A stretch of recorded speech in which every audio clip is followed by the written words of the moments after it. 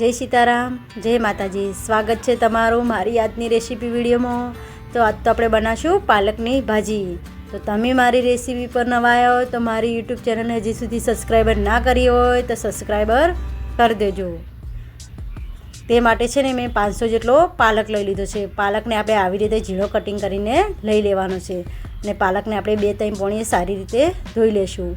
આપણે 2-3 પોણીએ ધોશું તો તેની અંદર જે માટી જે ધૂળ હોય તે બધી નીકળી જાય છે। તો આપણો પાલક ધોઈ મેલી દીધો તે માટે આપણે એકદમનો વઘાર કરી લઈએ। તે માટે મેં કઢાઈ લીધી છે। કઢાઈમાં આપણે 3 મોટા ચમચા તેલ એડ કરીશું। તેલને આપણે ગરમ થવા દઈશું। આપણું તેલ ગરમ થઈ ગયું તેમાં આપણે અડધી ચમચી રાઈ એડ કરીશું। રાઈને આપણે સારી રીતે ફૂટવા દઈશું। અડધી ચમચી જીરું એડ કરીશું। જીરાને પણ આપણે સારી રીતે ફૂટવા દઈશું। અડધી ચમચી હિંગ એડ કરીશું। હવે આપણે લસણ જે ટીચેલું હતું તે અંદર એડ કરી દઈશું। લસણને આપણે સારી રીતે હલાવી દઈશું।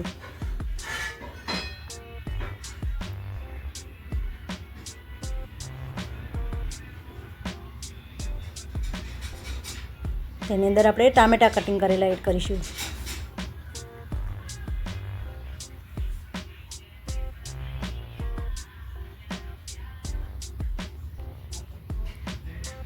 તેની અંદર આપણે અડધી ચમચી હળદર એડ કરીશું।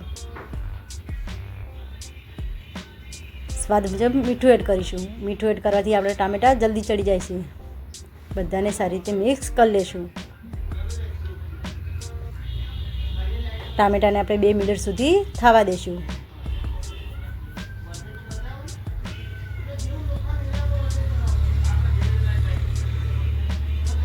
તો આપણે 2 મિનિટ થઈ ગઈ હતી તો આપણા ટામેટા સરસ તૈયાર થઈ જશે। શેકાઈને તેની અંદર આપણે મસાલા કરી લઈશું।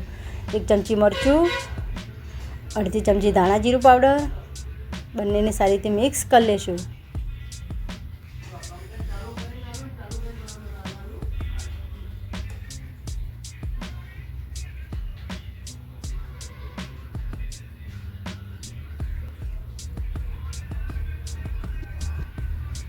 આપણે મસાલાને થોડીવાર શેકાવા દઈશું। આપણા મસાલા છે તે કાચા ના રહે તે માટે। 1 ચમચી આપણે આમચૂર પાવડર એડ કરીશું। તમારે આમચૂર પાવડરની જગ્યાએ લીંબુ પણ એડ કરી શકો છો। આમચૂર પાવડરને આપણે સારી રીતે મસાલાની અંદર મિક્સ કરી લઈશું।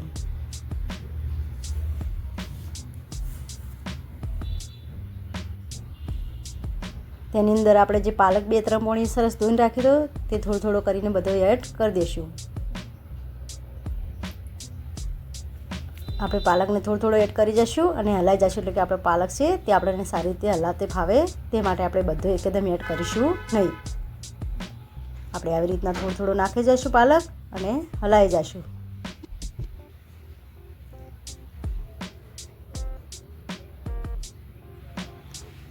આપણે જેમ પાલક નાખશું તેમ આપણે પાલક આપણને હલાતે ફાવશે અને સારી રીતે મિક્સ પણ થઈ જશે। આપણે જ્યારે પાલક નાખશું ત્યારે આપણે પાલકનું પ્રમાણ છે ને એકદમ વધારે દેખાશે। અને આપણે પાલકમાંથી છે ને પાણી તરત છૂટે છે એટલે કે પાણી વેડવાની જરૂર નહીં પડે। તમારે એવું લાગે કે પાણી વેડવાની જરૂર પડે તો જ વેડવાનું છે, બાકી પાણી પાલકની અંદર છૂટે છે, પાણી પાલક છોડે છે તે માટે આપણે મોરથી પાણી વેડવાનું નથી। હવે પાલકને આપણે સારી રીતે મિક્સ કરી લઈશું। તો જો આપણે પાલક બધું ગળીને હાવ પાલકનું પ્રમાણ હતું તે હાવ થોડું થઈ જશે અને પાલકમાંથી આપણે પાણી પણ છૂટું પડવા મળ્યું છે અને પાલકના ચડતે પણ બહુ વાર લાગતી નથી।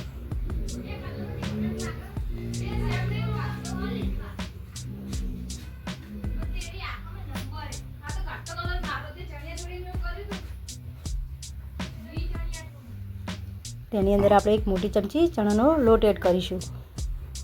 ચણાનો લોટ એડ કરવાથી આપણે જે પાલકની ભાજી છે તેની ગ્રેવી બહુ સરસ લાગે છે અને ખાવામાં પણ બહુ ટેસ્ટી લાગે છે। ચણાના લોટને પણ આપણે સારી રીતે મિક્સ કરી લઈશું।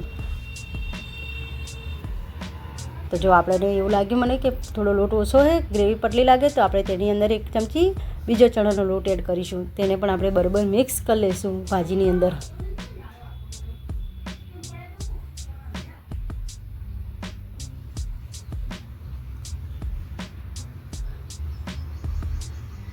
ગેસને આપણે ફૂલ રાખીશું.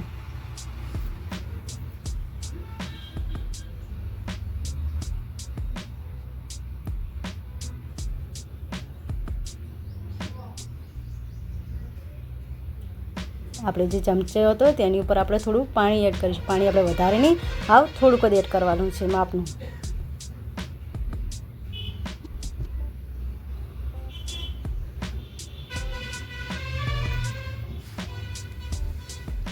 ગેસને આપણે મીડિયમ કરી દઈશું. પહેલાં આપણે ફૂલ રાખીશું અને પછી આપણે ગેસને મીડિયમ કરી દઈશું કે આપણું જે શાક છે તે ઉકળવા મળે તે માટે આપણે પછી ગેસને મીડિયમ કરી દેવાનું છે. તો જો આપણું પાલકની ભાજી સરસ બનીને તૈયાર થઈ જશે. તો જો આપણી પાલકની ભાજી સરસ બનીને તૈયાર થઈ જશે. તો તમે મારી રેસીપી પર નવા આવ્યા હોય તો મારી યુટ્યુબ ચેનલને હજી સુધી સબસ્ક્રાઈબર ના કરી હોય તો સબસ્ક્રાઈબર કરી દેજો. તમારા માટે અમે નવી નવી રેસીપી લાવતા રહીશું. મળીશું આપણે નવા રેસીપીમાં. જય સીતારામ, જય માતાજી.